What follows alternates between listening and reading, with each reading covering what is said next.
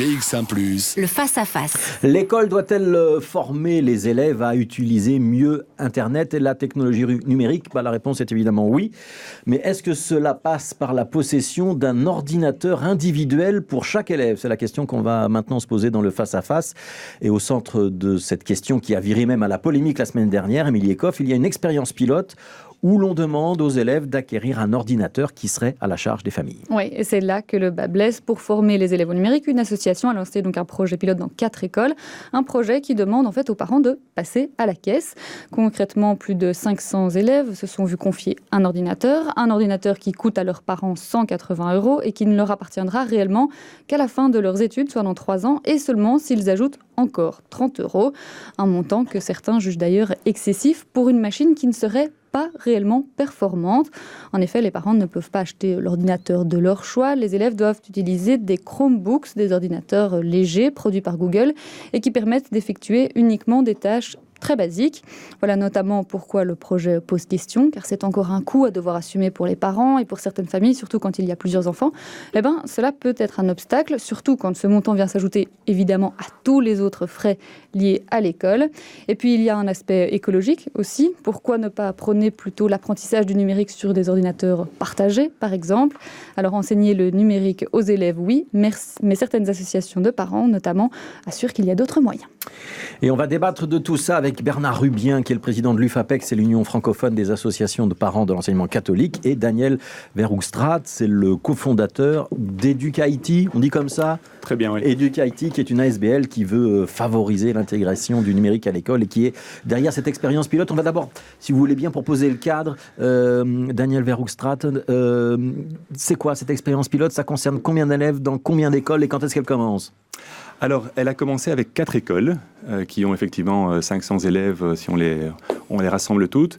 On a choisi des écoles qui soient les plus diversifiées possibles. Donc, il y a de l'enseignement technique, de l'enseignement général, dans des écoles qui sont dans des milieux plutôt indice socio-économique faible, plus élevé, moyen, dans des petites villes un peu partout en Wallonie. Il y en a à Bruxelles ? Il y en a une à Bruxelles, tout à fait. L'Institut Val d'Or à Don Bosco, à Montluet. Oui, et donc c'est à la fois de l'officiel et du libre ? C'est effectivement à la fois de l'officiel et du libre. L'idée, c'est de tester, puisque c'est un projet pilote de 2 ans, de tester l'approche qu'on propose, qui est vraiment centrée sur l'accompagnement des enseignants dans des configurations d'écoles les plus différentes possibles. Oui. Alors pourquoi est-ce que c'est important, dans votre projet pilote, que les élèves aient leur propre ordinateur à titre individuel et qu'ils puissent même, par exemple, le ramener à la maison chez eux ?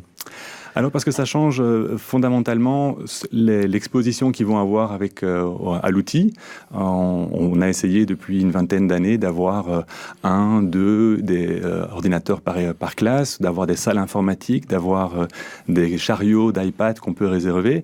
Et on se rend compte, et on a parlé avec facilement une 50aine, voire plus d'écoles, qu'on a toujours le même diagnostic, c'est que cette approche-là, elle est peu flexible. C'est-à-dire que si, pour des raisons pédagogiques, ce qui a du sens, c'est de faire un petit quiz au début du cours ou bien de pouvoir faire des exercices en ligne pendant 10 minutes à la fin, eh bien, on ne va pas amener tous les élèves jusqu'au local informatique, les ramener, on ne va pas réserver le chariot d'iPad. Et donc, la conséquence de ça, c'est quoi ? C'est que, il y a très peu d'enseignants qui, finalement, utilisent ce matériel qui a coûté relativement cher, généralement. Et la deuxième conséquence, c'est que quand on interroge les élèves sur le nombre de fois par mois qu'ils sont face à une machine, on arrive à des chiffres de 1, peut-être moins. Une fois par mois. Une fois par mois, oui. À l'occasion du ordinateur. Donc ça, c'est pas une manière réellement de pouvoir faire. Donc là, votre idée, c'est chaque jeune a son ordinateur comme on avait son plumier dans son cartable et on peut le sortir quand le prof le demande. Mais c'est ça l'idée. C'est ça le but d'aujourd'hui. C'est ça le but de l'expérience. C'est un outil pédagogique de la même manière. Bernard Rubien, d'abord sur l'objectif pédagogique et sur l'idée qu'on doit former les jeunes aux outils du numérique et à utiliser un ordinateur. Vous êtes d'accord sur l'objectif ? Mais évidemment, et ça fait des années que nous le demandons. Nous participons depuis très longtemps aux travaux du Conseil supérieur de l'éducation aux médias, et vous savez que le Conseil supérieur a établi une série de compétences numériques nécessaires à une insertion dans la société du XXIe siècle. Donc nous partageons tout à fait l'objectif éducatif nécessaire pour que tous les jeunes, à la fin de leur cursus scolaire, arrivent à une maîtrise, non seulement de l'outil, mais aussi une maîtrise de la réflexion que cela entraîne et des changements que cela opère dans notre société. Oui, alors quand vous entendez Daniel Verhoegstraat dire réserver des ordinateurs ou avoir une salle informatique, c'est trop lourd et c'est pas très 2020. Il vaut mieux que chaque élève ait son ordinateur. Est-ce que avec ça, vous êtes d'accord ou pas d'accord ? Nous pouvons émettre quelques réserves parce qu'il y a moyen d'éduquer au numérique sans avoir besoin en permanence de l'outil. C'est une première chose. La deuxième chose, c'est que c'est très bien d'avoir l'outil et dans le projet pilote, il est prévu un accompagnement des enseignants pendant 1 an, mais la pédagogie par le numérique, ce n'est pas simplement un changement de support.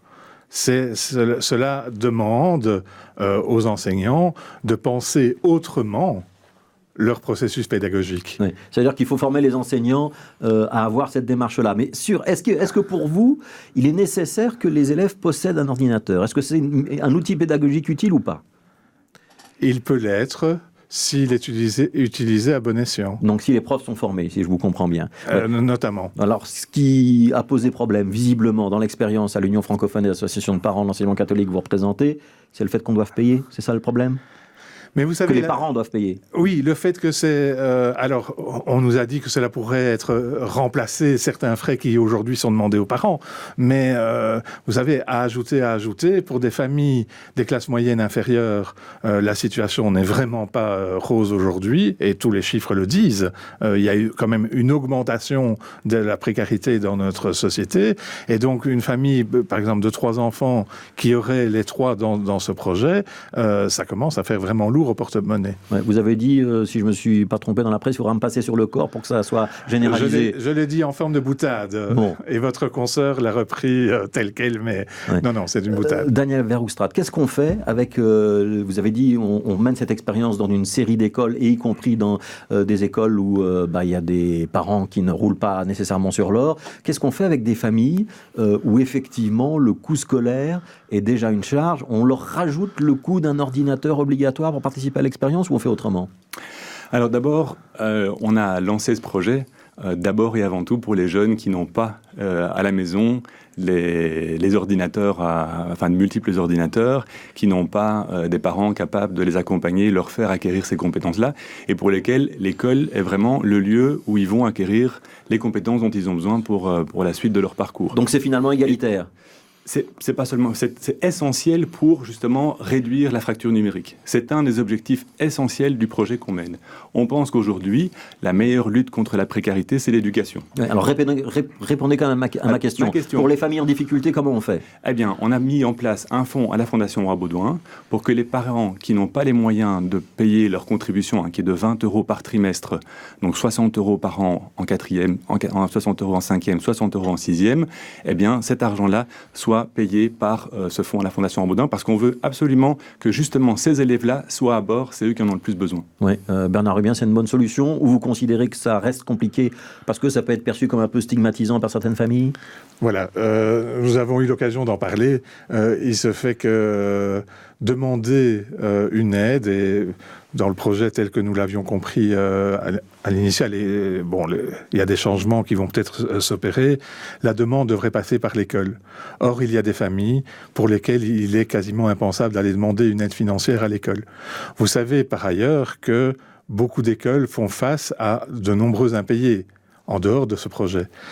Nombreux impayés qui peuvent s'expliquer parce que des parents n'y pensent plus ou n'y pensent pas, et pourtant ont les moyens de le faire, mais aussi parce que des familles ne parviennent pas à aller dire à l'école leur situation. Ouais, donc quand on n'arrive pas à payer les frais scolaires ou les frais de cantine, les frais de repas, c'est compliqué d'en plus d'avoir un ordinateur à payer. Ouais. Certainement. Ouais. Si c'était intégralement pris en charge, c'est-à-dire que si c'était un tiers comme la Fondation Roi-Baudouin, ou si c'était l'école qui finançait l'ordinateur à titre individuel, vous seriez d'accord ? Mais c'est ce qui se passe dans bon nombre d'écoles, par exemple, où pour certains niveaux de classe, il y a à disposition des tablettes que les élèves utilisent. Évidemment, ils ne ramènent pas. Mais c'est ça la différence, c'est qu'ils ne le ramènent pas chez eux. Ouais. Voilà. Mais je pense que la procédure, en tout cas, de demande d'aide doit être vraiment clarifiée pour nous, parce que il ne faut pas que les jeunes se retrouvent à un moment donné dans la perception qu'ils pourraient désigner du doigt comme ceux qui n'ont pas pu payer, etc., etc.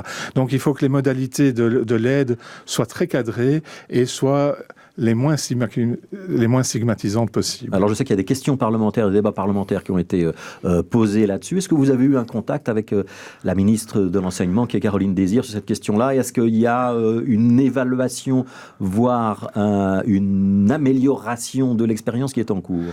Alors, nous n'avons pas encore eu l'occasion d'en parler avec Caroline Désir, même si nous la rencontrons régulièrement. Je sais qu'une de ses perspectives, c'est que le numérique soit vraiment présent dans les compétences que les élèves doivent acquérir tout au long de leur cursus. Par ailleurs, j'ai pu lire, comme vous, qu'elle émettait quelques réserves face à la phase pilote. Toutefois, il faudra attendre l'évaluation de cette phase pilote pour pouvoir prendre une position plus ferme encore. Oui, Benjamin Roustra. C'est important de dire que ce projet n'est pas un ovni qui vient de nulle part, il est soutenu par d'abord les réseaux. Donc les 4 réseaux qui sont actifs en secondaire supérieur sont vraiment dans notre comité de pilotage, de la même manière que la Fédération Wallonie-Bruxelles, et en particulier les gens du service général numérique éducatif, la région Wallonne, la Fondation Roi-Baudouin et la Fondation pour l'enseignement. Et tous ces acteurs ont défini un cadre, des balises dans lequel nous travaillons et qui effectivement doivent permettre non seulement d'atteindre les objectifs qui sont mis en avant par M. Hubin, donc d'éviter une stigmatisation et donc de renforcer les difficultés qui sont déjà actuelles finalement de mise à l'écart des gens qui en ont le plus besoin, mais également de s'assurer qu'on peut en retirer tous les enseignements utiles pour réellement avoir une stratégie ambitieuse pour l'avenir au niveau numérique francophone belge, sachant que il y a plein de choses qui se passent dans des pays à côté de chez nous et que c'est intéressant d'aller jeter un petit coup d'œil en Flandre, aux Pays-Bas, dans les pays nordiques et voir ce qui se passe déjà depuis de nombreuses années à ce niveau-là. Pourquoi est-ce que c'est important que l'ordinateur appartienne en propre à un élève et qu'il puisse le ramener chez lui? Pourquoi est-ce que ces ordinateurs, ils ne peuvent pas appartenir à l'école, qu'on puisse par exemple le prendre tous les matins dans un casier et le remettre tous les soirs dans un casier et qu'on se dise ça c'est la propriété de l'école, c'est pas ma propriété à moi? Voilà, ça pourrait être un modèle. Nous, on voit que dans les expériences qui ont été faites, entre autres au Canada et dans les pays nordiques depuis une dizaine d'années, eh bien, cette dimension où je peux prolonger mon utilisation à la maison, ça a non seulement des bénéfices au niveau scolaire, c'est-à-dire que je peux faire mes devoirs, je peux consulter mon bulletin qui devient électronique, mais ça a aussi comme gros avantage que l'élève va pouvoir s'approprier la machine et va du coup l'utiliser de manière beaucoup plus efficace. Ouais, c'est vraiment le cas, parce qu'au prix indiqué, on n'a pas le top du dernier ordinateur. Elles permettent de faire quoi, vos machines? Mais elles permettent d'utiliser... Il n'y a pas des jeunes qui vous disent « Oh là, l'outil que vous m'avez donné, il est un peu ringard, j'ai bien mieux chez moi ». Non, vraiment, c'est pas ça c'est d'abord, c'est à la fois un ordinateur qui permet d'accéder à toutes les ressources qui sont sur Internet. Et aujourd'hui, les 95% des logiciels sont disponibles sous forme web et donc sont tout à fait accessibles à ce niveau-là. Et c'est en même temps une tablette tactile. Donc c'est pas du tout un outil de seconde zone comme ça a pu être indiqué. C'est un outil qui pédagogiquement apporte énormément de choses et qui peut être utilisé de manière très très riche et qui peut être utilisé effectivement en dehors de l'école aussi pour faire plein de choses très utiles, que ce soit sur réserver son train, regarder son bulletin ou toutes les autres choses qu'on fait aujourd'hui au numérique. On peut demander à des élèves de faire leurs devoirs sur cet ordinateur, absolument, sur cette tablette? Bien sûr. Ça fait partie de l'expérience pédagogique. Mais on peut avoir des travaux... Alors j'ai Bernard Rebien qui me fait des grands yeux parce qu'il va me rappeler qu'on n'a pas le droit de théoriquement demander des devoirs. Si, on a le droit de demander des devoirs. La seule chose, c'est qu'il faut bien savoir ce que c'est. Il y a justement la fracture numérique, elle est de ce qu'on appelle de seconde ligne, est très présente aujourd'hui. Et on voit bien que même déjà en primaire, il y a des instituteurs et des institutrices qui demandent des travaux sur ordinateur à la maison. Et on voit bien que quand les parents sont là pour aider, les devoirs sont très bien faits. Je vous donne ça un tout petit exemple. Dans une classe de 6e primaire, un enfant présente un PowerPoint parce que c'était ce qui était demandé. 5 diapositives qui, aux yeux de spécialistes, seraient un peu pauvres. Il avait fait tout lui-même. On lui a mis un 11 et en disant tu aurais pu faire quand même faire des efforts, regarde les autres. Et celle qui avait le mieux travaillé, c'est celle dont le papa était là pour faire à sa place ce PowerPoint, parce que c'était son métier. Mais ça existe aussi avec les devoirs papier, non? Avec les devoirs papier, cela existe, et donc pour nous, ce sera un autre débat. C'est le statut du devoir. Est-ce qu'il est pensé dans le processus pédagogique en principe comme un exercice que l'enfant doit pouvoir faire seul et le jeune doit pouvoir faire seul ou non. Mais donc ici, le débat avec ou sans ordinateur, la question du travail à domicile reste posée très clairement. Oui. Daniel Verhofstadt là-dessus. C'est une très bonne illustration de la raison pour laquelle c'est important qu'on ne laisse pas à la sphère hors scolaire toute la charge de l'éducation. Ceux qui ont un ordinateur à la maison et ceux qui ne l'ont pas. Voilà, et ceux qui ont des parents capables de les aider et ceux qui ne sont pas capables. Quand est-ce qu'on évalue la portée de votre expérience ? Alors c'est une évaluation qui va se faire par étapes. La première étape, ce sera fin de l'année, fin juin. On aura à nouveau une évaluation en décembre. Oui. Et donc c'est une personne indépendante payée par la Fondation Rambaudouin qui récolte les données et qui fera cette évaluation. On arrive à la fin de ce débat. Je vous pose cette dernière question pour vous. L'avenir, c'est effectivement que chaque élève ait un ordinateur et que tous les élèves aient le même ordinateur. Vous y croyez ? On doit faire ça quoi ? Dans 1 an, dans 2 ans, dans 3 ans, en Fédération Wallonie-Bruxelles, pour booster notre pacte d'excellence ? On doit travailler avec les élèves, avec les enseignants qui le souhaitent, les écoles qui le souhaitent. Et il y a beaucoup d'écoles qui aujourd'hui ont envie d'intégrer le numérique comme un des outils à côté de la latte et du crayon, à côté des manuels, dans leur panoplie d'outils. Et on pense que cet outil-là, il est vraiment très utile pour l'avenir, pour nos jeunes. Donc l'ordinateur individuel, vous y croyez, ce sera nécessaire. Bernard Rubien, les conditions pour lesquelles, pour vous, l'Union francophone des associations de parents de l'enseignement catholique, ça peut être acceptable d'avoir un ordinateur individuel en 2-3 points ? Acceptable si, l'outil n'est pas fermé comme nous pensons qu'il l'est aujourd'hui par Google, parce qu'il faut savoir quand même que c'est Google qui est derrière tous les Chromebooks. Si l'on prend en compte des questions que nous avons posées la semaine dernière aux promoteurs du projet, notamment tout ce qui est lié aux enfants à troubles d'apprentissage qui utilisent bon nombre de logiciels qui ne seraient pas présents, je dis bien au conditionnel, ne seraient pas présents dans ces Chromebooks. Et si on pense vraiment à la question des coûts que cela produit dans les portefeuilles familiaux, dans la mesure où si cela remplace des frais actuels, on sait que toute la question de la gratuité est une question fondamentale pour les familles aujourd'hui et il ne faut pas passer à côté. Voilà, donc une conviction et 3 balises. La conviction posée par le cofondateur d'EducaIT qui a lancé cette expérience et les 3 balises déposées par les parents d'élèves. J'imagine que Caroline Désir aura écouté ce débat. Merci beaucoup Bernard Rubien et Daniel Verhofstadt d'avoir participé à ce face-à-face.